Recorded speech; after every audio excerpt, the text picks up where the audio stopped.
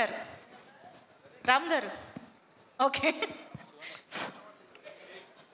Sir ఎక్కడ sir Ram గారు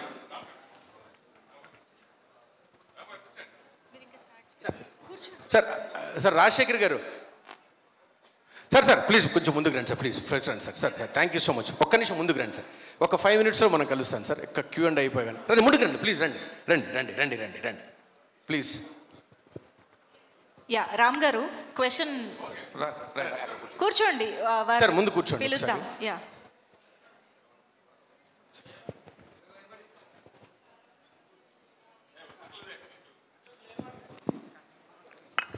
రామ్ గారు సార్ కన్ఫ్యూషన్ తగ్గించుకుంటే ఒక నిమిషం నేను మాట్లాడతాను. డెఫినెట్లీ అండి. రైట్, ఏది సినిమా అయినా సరే కొంచెం పోస్ట్ పోన్లు అవుతూ ఉంటాయి, కొంచెం ప్రీపోన్ అవటం వల్ల మీరు కొంచెం ఇబ్బంది పడుతున్నారు. సార్ మీ పురుషోత్తముడు గురించి,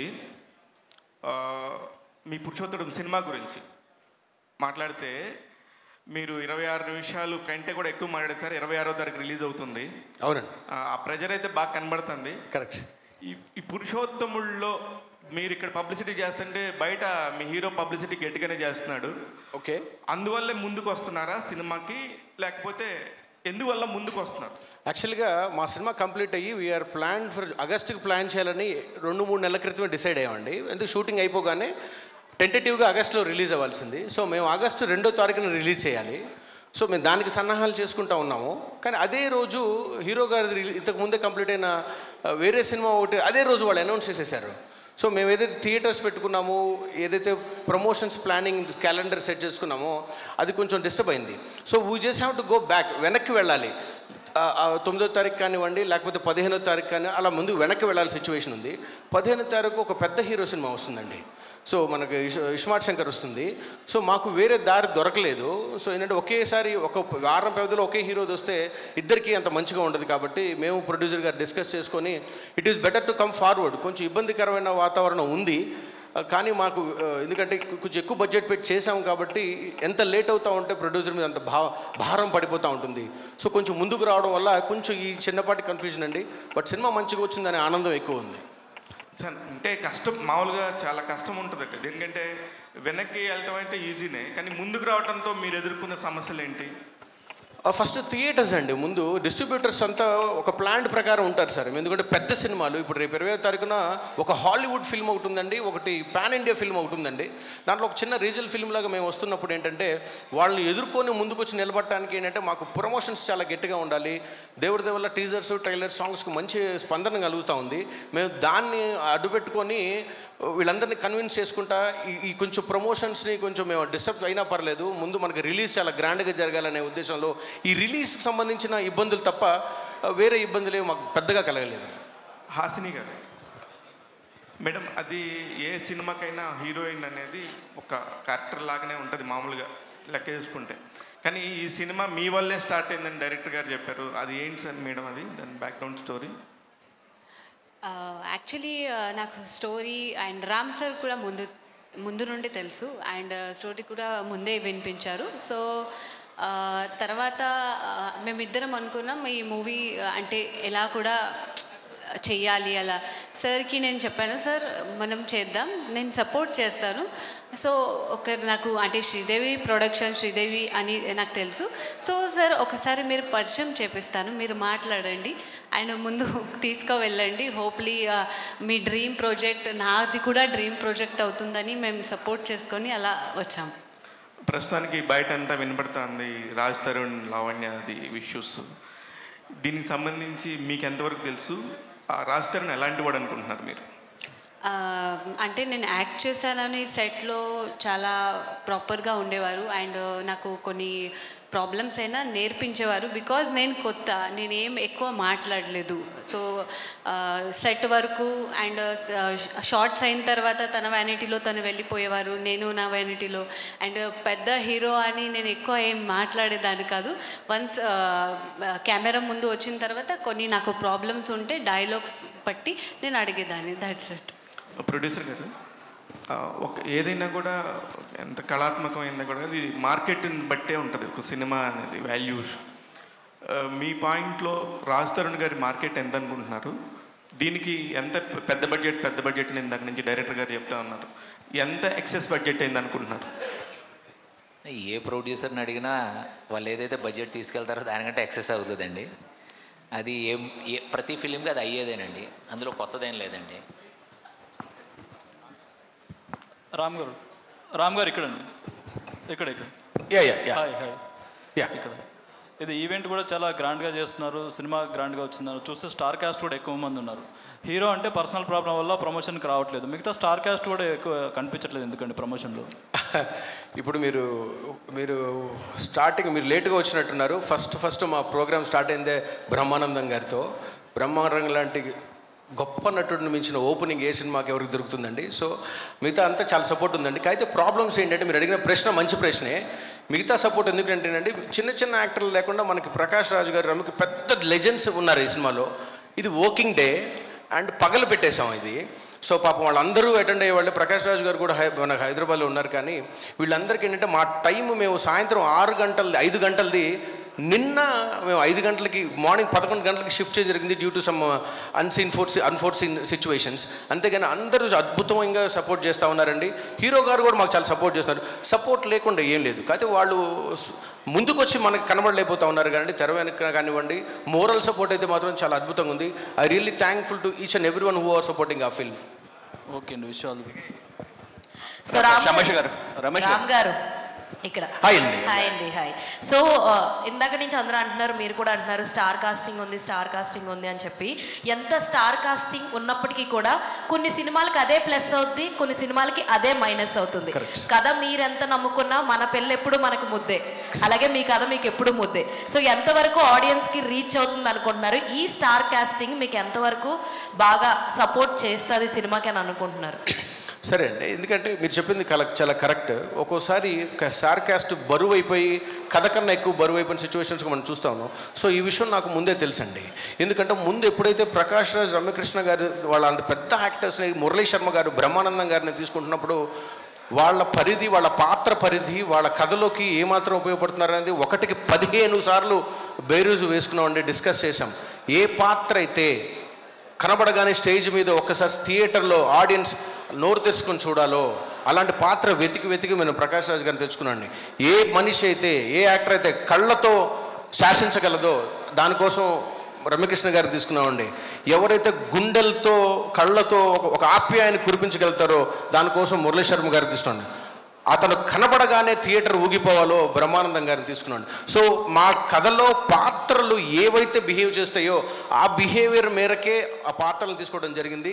కానీ మేము ఎక్కడ లోగా ఆలోచించకుండా ప్రొడ్యూసర్స్ కూడా శ్రీదేవి ప్రొడక్షన్స్ మొట్టమొదటి ఫిల్మ్ కాబట్టి గ్రాండ్గా చేయాలి. చాలా మీరు అందరూ అంటున్నట్టు, సార్ అన్నట్టు హీరో మార్కెట్ తక్కువ చిన్న హీరో కానీ మేము ఎక్కడ ఆలోచించకుండా కథకి అవసరమైనంత మేరకు ఒక మంచి సినిమానే ఇద్దామనే తత్వంతోనే ముందుకు వెళ్ళామండి. డాక్టర్ రమేష్ గారు హాయ్ సార్. మీరు బిజినెస్లో సక్సెస్ఫుల్ బిజినెస్ మ్యాను, చాలా బిజినెస్లు ఉన్నాయి. కానీ ఈ సినిమాకి వచ్చేటప్పటికి కొంచెం రిస్కీ బిజినెస్. సో మీరు ఏ క్యాలిక్యులేషన్స్లో సినిమాలోకి ఎంటర్ అయ్యారు? ఈ కథలో మీకు నచ్చిన పాయింట్ ఏంటి? కథ అనేది ఒక ఛాలెంజింగ్ అండి. అంటే మీరు మూవీ చూస్తే మీకు బాగుంటుంది. కాకపోతే బిజినెస్ అనేది ఏ బిజినెస్లో అయినా రిస్క్ ఉంటుందండి.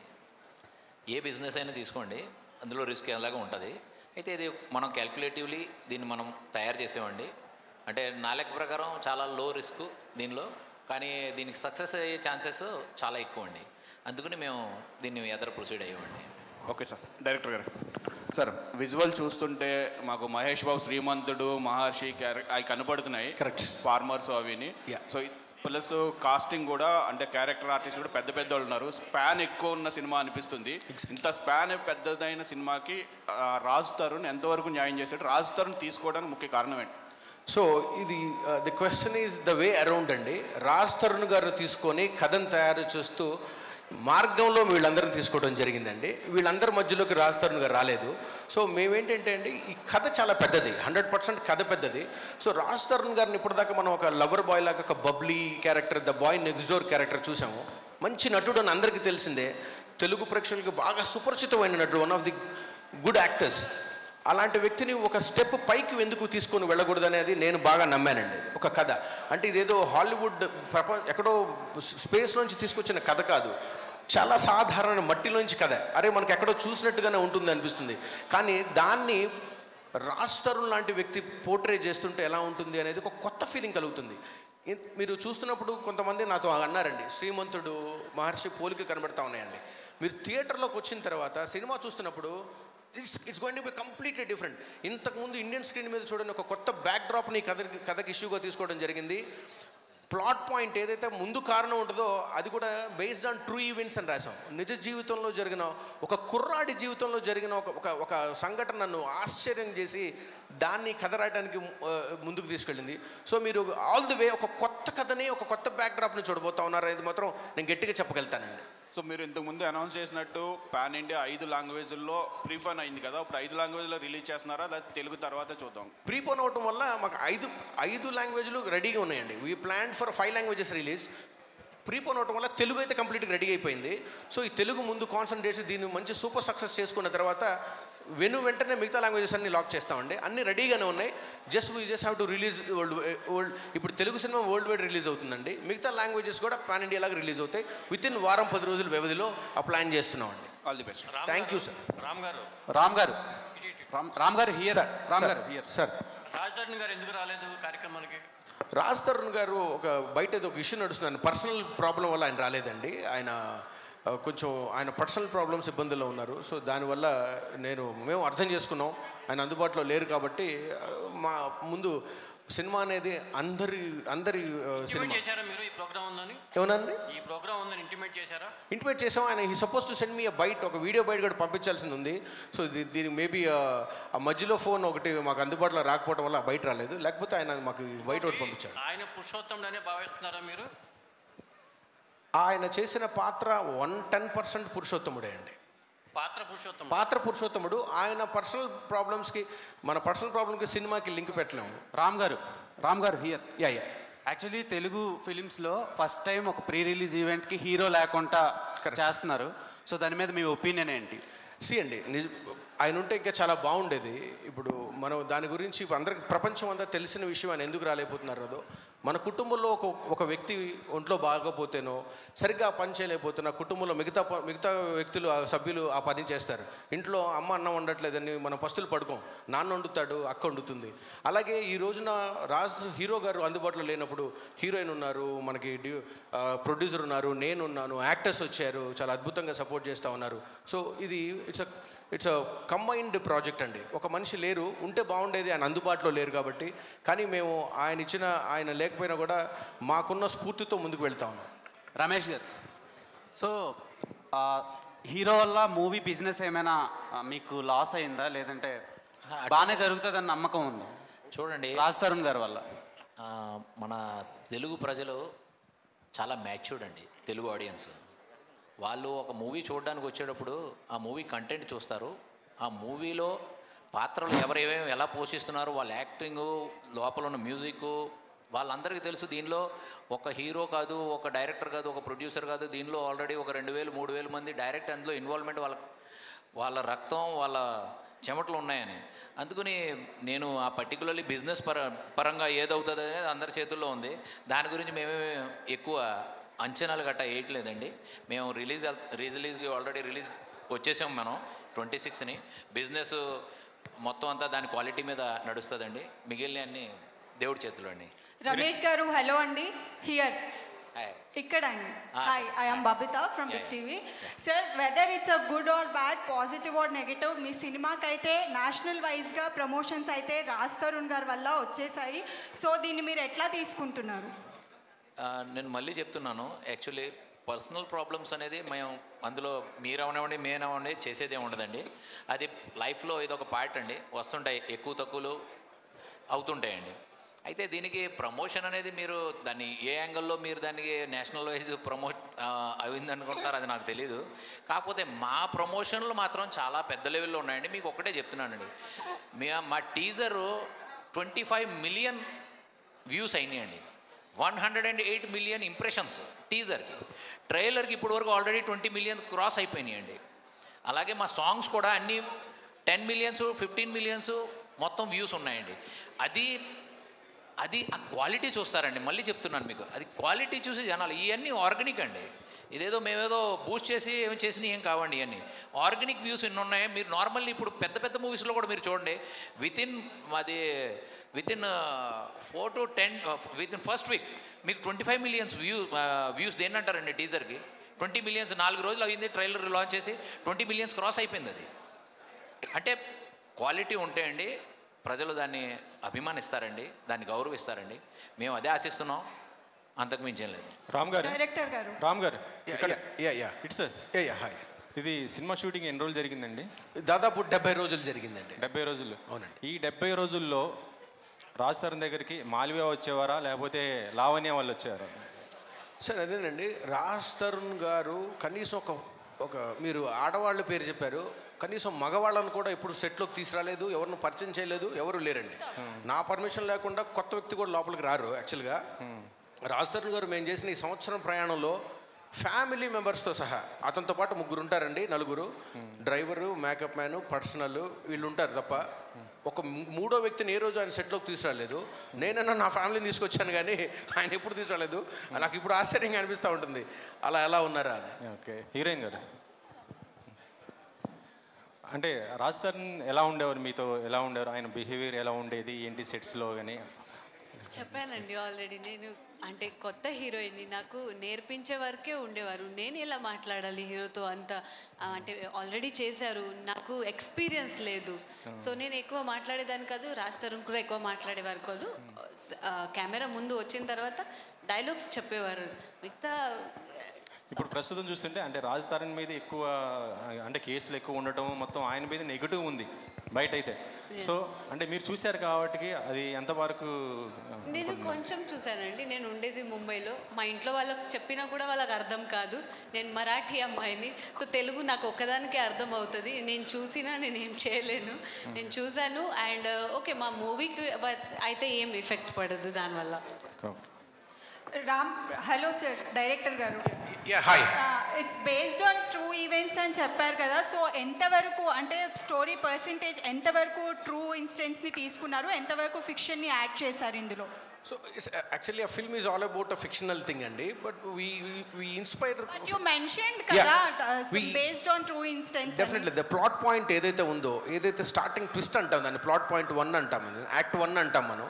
Act 1 I took it from a real incident అండి. ఒక మనిషి జీవితంలో నిజంగా జరిగిన సంఘటనని పేపర్లో పడి దాన్ని నేను రీసెర్చ్ చేసి చాలా ఆశ్చర్యపోయి నేను చాలా ఆనందపడి దీన్ని తీసుకొని దానికి ఒక సినిమాటిక్గా కథని, డ్రామాని అల్లి ఆర్టిస్ట్ని చేసుకుని ఒక బ్యూటిఫుల్ కథను తయారు చేసుకున్నామండి.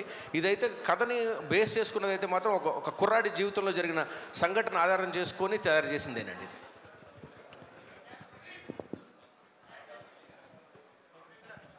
Sir thank you so much అండి. Thank you so much. Thanks lot. Thanks అండి. Thank you. ఇక్కడ దాకా వచ్చినందుకు రాజశేఖర్ గారు ఒక్కసారి మీరు వచ్చి ఒక్క ముక్క మాట్లాడవాళ్ళండి సార్, ప్లీజ్ దయచేసి. రాజశేఖర్ గారు స్టేజ్ మీదకి ఒకసారి రావాలి. సార్ గోపాలకృష్ణ గారు మీరు కూడా ఒకసారి మాట్లాడాలి, 1 నిమిషం తర్వాత. లెదర్ బోట్ చైర్మన్ మన కాకుమాన్ రాజేష్ సార్ని, రాజశేఖర్ గారిని మాట్లాడమని కోరుకుంటున్నాను.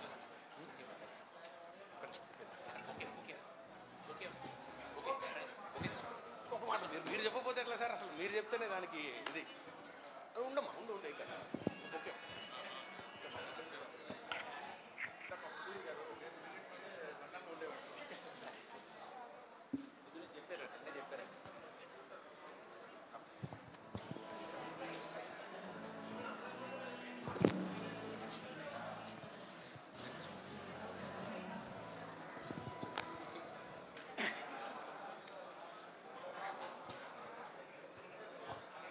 ఈ యొక్క కార్యక్రమానికి ఇచ్చేసిన మీ అందరికి కూడా ముందుగా అభినందనలు తెలియజేస్తూ ఉన్నాను.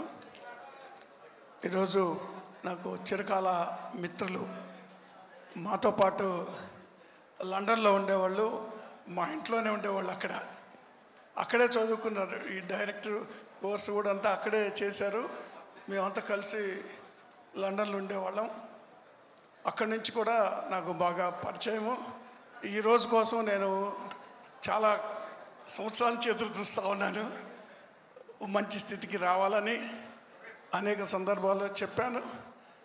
ఈరోజు నేను చూడాలా ఇండియాలో ఒక మంచి డైరెక్టర్గా, ఎందుకంటే నాకు చాలామంది ఫ్రెండ్స్ ఉన్నారు సినిమా ఫిల్మ్ ప్రొడ్యూసర్ కానీ డైరెక్టర్స్ కానీ. నాకున్న ఫ్రెండ్స్ వాళ్ళని చూసిన తర్వాత అదే స్థితిలో మరి రామ్ కూడా ఉండాలని నేను మనస్ఫూర్తిగా కోరుకుంటున్నాను. మరి ఈ యొక్క సినిమాది మరి సక్సెస్ కావాలని, పురుషోత్తముడు సినిమా సక్సెస్ కావాలని మనస్ఫూర్తిగా కోరుకుంటున్నాను.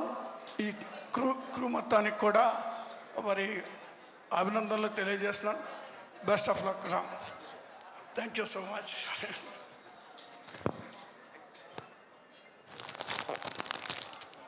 గోపాలకృష్ణ గారు రండి, ఒక్క నిమిషం మాట, ఒక ముక్క మాట.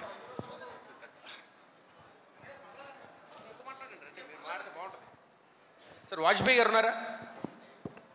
అందరికీ నమస్కారం అండి. డెఫినెట్గా వెరీ సూన్ ఇంత పెద్ద ఫుల్ ప్యాక్డ్ ఆర్టిస్టులతో టెక్నీషియన్స్తో ప్రీపోన్ అయ్యి మరీ ఖచ్చితంగా మన ముందుకు సినిమా వస్తుంది అంటే 100% కన్ఫ్యూజన్స్, టెన్షన్స్, ఇబ్బందులు ఉంటాయి మాట వాస్తవం. కానీ దేనికైనా సరే నేను తగ్గను, నేను ఉన్నాను అని చెప్పి చాలా ధైర్యంగా మన రమేష్ గారు, ప్రకాష్ గారు ద్వయం మన డైరెక్టర్ రామ్ భీమన్ గారికి ఇస్తున్న సపోర్ట్ మాత్రం నిజంగా అనిర్వచనీయం అండి. అది వెలకట్లయిందనే చెప్పాలి. ఎందుకంటే పీజీ విందా గారి ఫోటోగ్రఫీ కానీ అసలు ముందు మీరు ఇందాక పోస్టర్లో చూసినట్టుగా మురళీ శర్మ గారు, రమ్యకృష్ణ గారు, మరి ఇటు పక్క బ్రహ్మానందం గారు, ప్రకాష్ రాజ్ గారు అలాంటి ఉద్దన్న పిండాలందరినీ కూడా పెట్టుకుని ఆయన చేస్తూ, పైగా వ్యక్తిగతంగా ఇందాక మన ప్రెస్ వారు అడిగినట్టుగా హీరో గారి పరిస్థితులు ఏమిటో తెలుసు కూడా. అలాంటి పరిస్థితుల్లో కూడా ఇప్పుడు ఎవరైనా పోస్ట్ పోన్ అవుతుంది, ప్రీ పోన్ అయ్యి మరి సినిమాని మీ ముందుకు తీసుకొస్తున్నాడు.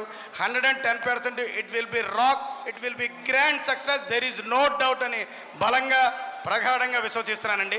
Anyway once again cast and క్రూకి మా రామ్ భీమన్ గారు యాక్చువల్గా అయితే నాకు వేషం ఇవ్వడానికి 2 సార్లు 3 సార్లు 4 సార్లు ఈ సినిమా ఖచ్చితంగా గ్రాండ్ సక్సెస్ అవుతుందని అతని మీద వ్యక్తిగతంగా డైరెక్టర్గా అతని మీద నాకు నమ్మకం ఉండబట్టే 1-4 సార్లు వెనకాల ఫోన్ చేసి మరి వేషం తెచ్చుకున్నాను నేను. అందులో సిగ్గుపడిన మొహమాట పడిన అడగండి అమ్మాయిని అవ్వదు. ఎనివే సినిమా గ్రాండ్ సక్సెస్ కావాలని మనొకసారి శ్రీదేవి ప్రొడక్షన్స్ ఇలాగ మరెన్నో సినిమాలు చేసుకుంటూ ముందుకు పోవాలని మనస్ఫూర్తిగా కోరుకుంటున్నాను. అట్ ది సేమ్ టైం ఇప్పుడున్న పరిస్థితుల్లో, ఇప్పుడున్న సిచ్యువేషన్స్లో మీ అందరికీ నేను ఏ ఉద్దేశంతో మాట్లాడాలో మీకు తెలుసు. ఖచ్చితంగా మీడియా సపోర్ట్, పత్రికలు, మీడియా వాళ్ళు అందరూ కూడా, పాత్రికేయ మిత్రులకి, ప్రింట్ మీడియా వరకు అందరికీ కూడా రిక్వెస్ట్ ఏంటంటే సినిమా ఇది మీది. ఇంత అద్భుతమైన మా రమేష్ గారు పరిపూర్ణమైన శాకాహార భోజనంతో మొత్తం ఇంచుమించు 60-70 రోజులు షూటింగ్ చేశారండి. శాకాహార భోజనంతోనే అంత అద్భుతమైన శాకాహార భోజనంతో కూడిన విందు జూలై 26ని థియేటర్లోకి వస్తుంది. మీ అందరూ చూసి మమ్మల్ని, మా శ్రీదేవి ప్రొడక్షన్స్ బ్యానర్ని, మా ప్రొడ్యూసర్ గారిని, డైరెక్టర్ గారిని అందరినీ కూడా పేరున మనస్ఫూర్తిగా ఆచరిస్తారని మరొకసారి కోరుకుంటూ, మీరు ఖచ్చితంగా తెలుగు ఇండస్ట్రీలో అయితే మిమ్మల్ని ఎంకరేజ్ చేయడం కాదు, ఖచ్చితంగా ఇక్కడ ఆల్రెడీ పిల్లర్ మీరు స్టార్ట్ చేసేసారు. Thank you one and all. Me Akella signing off. మరి అలాగే శ్రీనివాస్ వాజపేయి గారు మీ అందరికీ తెలుస్తున్న వారు, ఇందులో కూడా మంచి ఇది చేశారు. అన్నయ్య రామ్ భీమన్ గారి ఈ యొక్క నేను ఫార్వర్డ్ చేసుకుంటూ అన్నయ్యని కూడా 2 ముక్కలు మాట్లాడవలసిందిగా కోరుతున్నాను. Thank you. నమస్కారం అండి అందరికీ. ఒక్కటి, మన పురుషోత్తముడు అంటే వేదంలో పురుషుడు అంటే మనిషి అనండి, మనుజుడు అని అర్థం అండి. సో మగ ఆడ కాదండి, పురుషోత్తముడు అంటే మనుషుల్లో ఉత్తముడు. ఈ సినిమాలో పనిచేసిన అంటే సింపుల్గా చెప్పాలంటే మన ఆఫీస్ బాయ్ నుంచి ప్రొడ్యూసర్ దాకా అందరూ కూడా పురుషోత్తములే అండి. సో ఇటువంటి సినిమాని పురుషోత్తములైన అందరూ కూడా థియేటర్కి వచ్చి చూడాలని మనస్ఫూర్తిగా కోరుకుంటున్నానండి. రెండో పాయింట్ ఏంటంటే, సారు మన డైరెక్టర్ గారికి చెప్పి రామాయణం భారతం కావాలి అని అడిగారట. ఇందులో పురుషోత్తముడు అంటే మా అందరికీ గుర్తొచ్చేది శ్రీరామచంద్రుడు అండి. రామాయణంలో ముఖ్య పాత్రధారి ఆయన టైటిల్ ఇక్కడ ఉందండి. ఇక నెక్స్ట్ భారతం ఎలా వచ్చిందంటే, మనం భారతం ఎక్కడ జరిగిందో మనం చూడలేదు, విన్నామండి. కానీ సీరియల్స్లో ఆ మధ్య మహాభారతానికి సీరియల్ వచ్చింది, గుర్తుండే ఉంటుంది మీ అందరికీ. అందులో భీష్ముడు వేసిన పాత్రధారి ఇందులో నటించారండి. అంటే మహాభారతం కూడా ఇందులోకి వచ్చిందండి. ఈయన అనుకున్నట్టుగా 2 కూడా కలిసేయండి, భారతము రామాయణం కూడా. నిజంగా బాపు గారు పెద్ద లెజెండరీ సినిమా చూసిన విధంగా ఉందండి. ఈ ట్రైలర్ చూస్తుంటే మీరు చూసి మహదానందపడతారు. చక్కటి సినిమా, ఫ్యామిలీతో అందరూ వచ్చి చూడదగ్గ సినిమా అండి. నేను ఎప్పుడు ఏ ఫంక్షన్లో ఎప్పుడు మాట్లాడాలి, 250 సినిమాలు చేసిన నాకు నేనుగా ఈ సినిమాకి మాట్లాడాలనిపించిందండి. ఆ పురుషోత్తరం టైటిల్ నన్ను తీసుకొచ్చిందండి. Thank you very much.